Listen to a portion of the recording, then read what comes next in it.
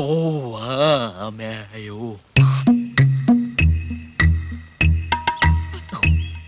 എന്റെ മോ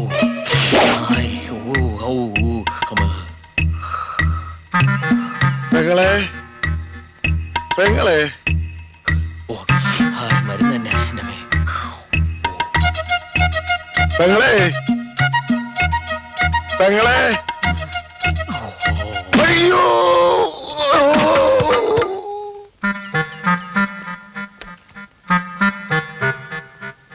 നിനക്കെവിടുന്നാണ് ഇത്രയധികം പിള്ളേരെ കിട്ടുന്നത്? ഞാനൊക്കെ എത്ര ചോപ്പിച്ച് നടന്നിട്ട് ഒരു ഒറ്റയെണ്ണം പോലും തിരിഞ്ഞു നോക്കുന്നില്ലല്ലോ. ഇതിലും ഡീറ്റെയിൽഡ് ആയിട്ടുള്ള ഫോട്ടോകളൊന്നും ഇല്ലേ? ഓ ഇതൊന്നും മാമൻ ഉദ്ദേശിക്കുന്ന പോലെ ഡീറ്റെയിൽഡ് വകുപ്പിലുള്ളതല്ല. അങ്ങനെ ഒരു വകുപ്പ് എനിക്ക് ഈ കാര്യത്തിലില്ലെന്ന് മാമനെങ്കിലും ഒന്ന് മനസ്സിലാക്ക്. ആ കേശവൻ കുട്ടിക്ക് ഡ്രൈവർ പണി മാത്രമല്ല ചാരപ്പണിയുണ്ട്. ഓ ഇങ്ങനെ ഒരു കൊടും ചതി അവൻ എന്റെ പിന്നാലെ നടന്ന് ഒപ്പിക്കുമെന്ന് ഞാൻ സ്വപ്നത്തിൽ പോലും വിചാരിച്ചില്ല. അമ്മായി അമ്മായി മാറ്റ് മാറ്റ് അമ്മായി. ആഹാ ഇത് മരുന്ന് കുറെ ഉണ്ടല്ലോ. മരുന്ന് കുറച്ചേ ഉള്ളൂ, ഇഞ്ചക്ഷനാ കൂടുതല്. കുത്തിവെക്കാൻ നേഴ്സ് വരും. അതേ ഉള്ളൊരു ആശ്വാസം. നല്ല നഴ്സാ. ആ കുട്ടിക്ക് വേദനിപ്പിക്കാനേ അറിയില്ല. ഇത് കണ്ടോ ബാലഭാസ്കര, കുട്ടികൾ ഉണ്ടാവാത്തതിന് എന്നെ അറിയിക്കാണ്ട് അമ്പലത്തിലെ ശയന പ്രദർശനം നടത്തിയപ്പോ കരിങ്കലിൽ ഇടിച്ചു മുറിഞ്ഞതാ. ഇത് കരിങ്കല്ലിടിച്ചു മുറിഞ്ഞതോ അതോ ആരെങ്കിലും ഒലക്ക കൊണ്ട് അടിച്ചതോ? കരിങ്കല്ലടിച്ച് മുറിച്ചാണേ. ആണോ?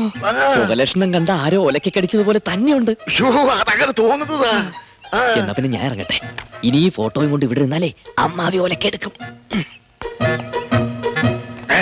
എടാ ഒരുത്തിന്റെ ഇവിടെ പോലെ കിടക്കുന്ന പോലെ വേണ്ടേ? അല്ലെങ്കിൽ ഒന്നെന്തെങ്കിലും ഇരിക്കട്ടെ. സൂപ്പർ. ഓ ബാലഭാസ്കറിന്റെ ഒരു യോഗേ. നല്ല കത്തിരിക്ക പോലത്തെ ഒരു പെണ്ണ്. ഓ അയ്യോ കത്തിരിക്ക ഏതാണെന്ന് എനിക്കിപ്പോ അറിയണം. എന്നെ കൊന്നിട്ട് പോരായിരുന്നു ഇതൊക്കെ. എന്റെ ഭഗവതി, ഇത്രയും ദിവസം ഇതിനകത്ത് കെട്ടിപ്പിടിച്ചു നടന്നത് ഈ കത്തിരിക്കും പടവലിങ്ങും ഒക്കെ ആയിരുന്നോ? ഞാൻ പറയട്ടെ, കാര്യം പറയാതെ ഇടിച്ചാൽ നെഞ്ചു കലക്കും. ഈ നെഞ്ചോട്ടിന് എന്താ ഗുണമുള്ളത്? എന്നെ അങ്ങ് പറഞ്ഞു വിട്ടിട്ട് കത്തിരിക്കയോ വെള്ളരിക്കയോ പടവലിങ്ങയോ എന്താന്ന് വെച്ചാൽ നട്ടോ. ഇപ്പൊ തന്നെ ചേച്ചി വിളിച്ച് പറഞ്ഞിട്ടേ ഉള്ളൂ ബാക്കി കാര്യം. ആഹാ. ഹലോ ബംഗ്ലാവല്ലേ? ബാലഭാസ്കറിന്റെ ചേച്ചി ഉണ്ടോ? ചേച്ചി കൊച്ചുമോലാളിക്ക് പിന്നെ ഫോൺ. ആരാ എവിടുന്നാ? ആരായാലും നിനക്കെന്താ? നിനക്ക് നിന്റെ പണിയെടുത്താ പോരെ? താനെന്തിനാ വന്ന് ഫോൺ എടുക്കുന്നേ? ആരാ കേശവൻകുട്ടി? ഒരു പെണ്ണ. ഇതൊരു പുതിയ റിക്രൂട്ട്മെന്റ് ആണെന്ന് തോന്നുന്നേ. കൊച്ചുമോലാളെ വിളിക്കണമെന്നും പറഞ്ഞ എന്റെ മെക്കെട്ട് കയറാ. ഇനി ഒന്നും നോക്കാനില്ല. ഇത് അവളുടെ ഒടുക്കത്തെ വിളിയായിരിക്കണം. മനസ്സിൽ തോന്നുന്ന സകല ദൈവങ്ങളെയും വിളിച്ച് ചേച്ചി 4 വാർത്താൻ അങ്ങോട്ട് പറ. നീ ആരാടി? ഞാൻ ഇനി ഇങ്ങോട്ടെങ്ങാനും വിളിച്ച അടിച്ചു നിന്റെ ചെപ്പക്കുറ്റി തെറിപ്പിക്കാൻ എനിക്ക് ആളുണ്ടടി. സ്വന്തം തുള്ളിക്കളി സ്വന്തം വീട്ടിനുള്ളിൽ വെച്ചാ പോരെ, അതെടുത്ത് ഫോണിൽ കൂടെ വിളമ്പണോ? അങ്ങേരെയും വെച്ചോണ്ടുള്ള സകല അവളുമാരുടെയും ഫോട്ടോകളും തുള്ളിക്കളി ഞാനും കണ്ടു. ഒന്നിനും ഞാൻ വിടില്ല. കൊല്ലും ഞാൻ എല്ലാത്തിനും. കലക്കി ചേച്ചി. ഇങ്ങനെ വേണം ഭാര്യമാരായാൽ. എന്നാലേ ചത്തുപോയ ഭർത്താക്കന്മാരെ ജീവനോടെ തിരിച്ച് കൈ കിട്ടൂ. ആഹാ, ഇവിടെ കൂടാതെ വേറെ പെണ്ണുങ്ങൾ നിങ്ങളുടെ കസ്റ്റഡിയിലുണ്ടല്ലേ? എല്ലാം അറിഞ്ഞു എന്നും പറഞ്ഞ ആ ചന്ദ്രി എന്നെ പുളിച്ച തെറി വിളിച്ചു. അവരുടെ അപ്പൂപ്പിലാടിയ പരിപാടി എനിക്കല്ല. ഒരു പെണ്ണിന്റെ ഫോട്ടോ കണ്ടെന്ന് പറഞ്ഞ് ചാടി പിടിച്ച് ഫോൺ എടുക്കാൻ അതിനോടാണ് പറഞ്ഞത്. നിനക്കത് കിട്ടണം. ഒരിക്കലും ഒരു അബദ്ധം പറഞ്ഞു വെച്ച് മരണം വരെ എന്നെ ചവിട്ടിത്തേക്കാൻ ഒരുങ്ങിയിരിക്കാനോട് നീ. നിന്നെ പേടിച്ചുകൊണ്ട് ആർക്കും ഫോൺ ചെയ്യാൻ പറ്റില്ലടി. എനിക്ക് നീ സഹിക്കാൻ പറ്റില്ല. എന്നെ വേണ്ടെങ്കിൽ വേണ്ട, ഇറങ്ങി പോടി. അയ്യടാ, അതിന് വേറെ ആളെ നോക്കണം. അതിനല്ല ഇത് കെട്ടാൻ കഴുത്ത് നീട്ടി തന്നത്. അമ്മേ ഇതും പറഞ്ഞ് ഇവിടെ പേടിപ്പിക്കാൻ തുടങ്ങിയിട്ട് ദിവസം കുറേ. അമ്മ കരയാതിരിക്കെ. ഇത് പൊട്ടിച്ചെറിഞ്ഞാലും എടുത്ത് വീണ്ടും കെട്ടാൻ എനിക്കറിയാം. എന്റെ കൊക്കിന് ജീവനുണ്ടെങ്കിൽ ഈ അഴിഞ്ഞാട്ടം ഞാൻ സമ്മതിക്കില്ല. 1, 2 ആണെങ്കിൽ തരക്കേടില്ല. ഇത് എത്ര എണ്ണ എവിടെ നോക്കിയാ? അതിനെന്റെ അമ്മായിയാണ് തെറി വിളിക്കുന്നത്. വിളിച്ച മാപ്പ് പറയേ. ഞാൻ ആരോട് മാപ്പ് പറയില്ല. ചത്തുപോയ എന്റെ ഭർത്താവ് സംസാരിക്കുന്ന ഫോണിൽ ഏതെങ്കിലും ഒരു പെണ്ണിന്റെ ശബ്ദം ഞാൻ കേൾക്കട്ടെ. ഭഗവതിയാണ് സത്യം. അവളെ ഞാൻ പൊളിച്ച ചീത്ത വിളിക്കും. എന്തായി കാണിക്കുന്നു? പിന്നെ ഞാൻ എന്ത് ചെയ്യണം? ഒക്കത്തെടുത്ത് വെച്ച് താലോലിക്കണോ? താലി കെട്ടിപ്പോന്ന് വെച്ച് ഓരാണിനെ ഒരു പെണ്ണുങ്ങളെ പച്ചയ്ക്ക് തിന്നരുത്. ശ്വാസം പോകും തോന്നിയപ്പോ മനസ്സിലുള്ള സ്നേഹം തുറന്നു പറഞ്ഞാണോ ഞാൻ ചെയ്ത കുറ്റം? എന്നാൽ ഇപ്പൊ സ്വഭാവത്തോടു കൂടി തന്നെ പറയാം. എനിക്ക് ഒന്നല്ല, ഒരു 50,000 ഭാര്യമാരുണ്ട്. 4-5 എണ്ണത്തിന് അടുത്ത് ഞാൻ കെട്ടാൻ പോവാ. നിന്നെ കൊണ്ട് ചെയ്യാൻ കഴിയുന്ന എന്താന്ന് വെച്ചാൽ ചെയ്തോടി. ഇനി നിന്റെ കൂടെ ജീവിക്കണം എന്ന് എനിക്ക് മോഹമില്ലടി.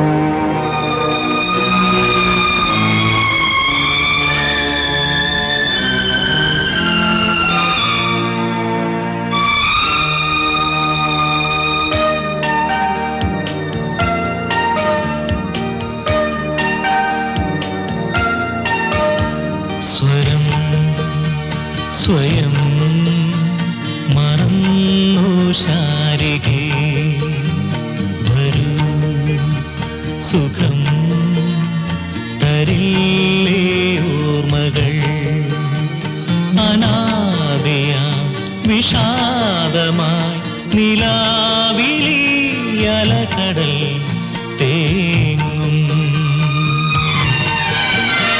സ്വരം സ്വയം മറന്നു ശാരികേ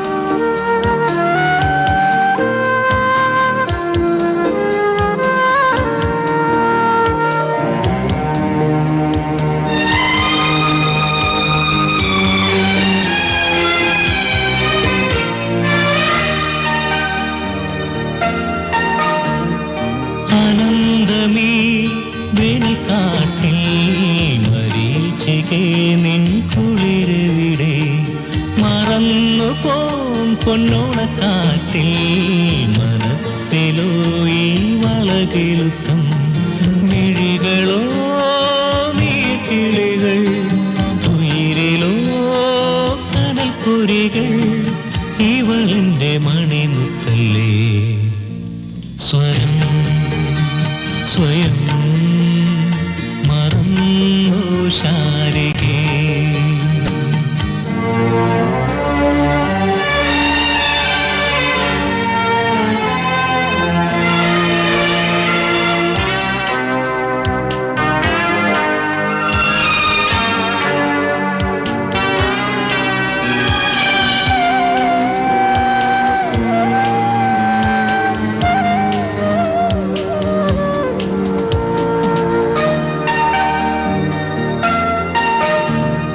തളർന്നൊരി തോണിപ്പാട്ടിൽ വിദൂരതേ നിൻ ചിറകെവിടെ തളിർത്തിടും കിളിമൊഴികൾ പകർന്നുപോയി പരിഭവത്തിൽ തെളിയുമോ ഉദയമുഖം ഇരുളിലോ ഇനി അഭയം ഇവളിൻ്റെ കണിമുത്തല്ലേ സ്വരം സ്വയം മറന്നു ശാരികേ വരൂ സുഖം തരില്ലേ ഓർമ്മകൾ അനാദിയ വിഷാദമായി നിലാവിളി അലകടൽ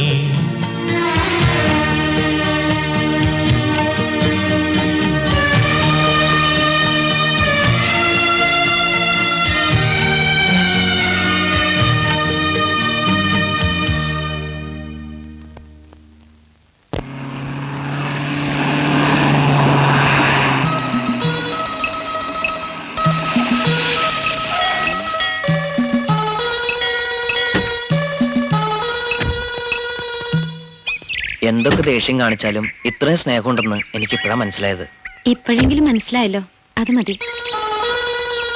ഇന്ന് കൊച്ചുമുതലാളിയുടെ പിറന്നാളാണെന്നും അമ്പലത്തിൽ പ്രത്യേകം പൂജ നടത്തണമെന്നും പറഞ്ഞപ്പോ സത്യത്തിൽ ചേച്ചി എനിക്ക് നമസ്കരിക്കാൻ തോന്നി.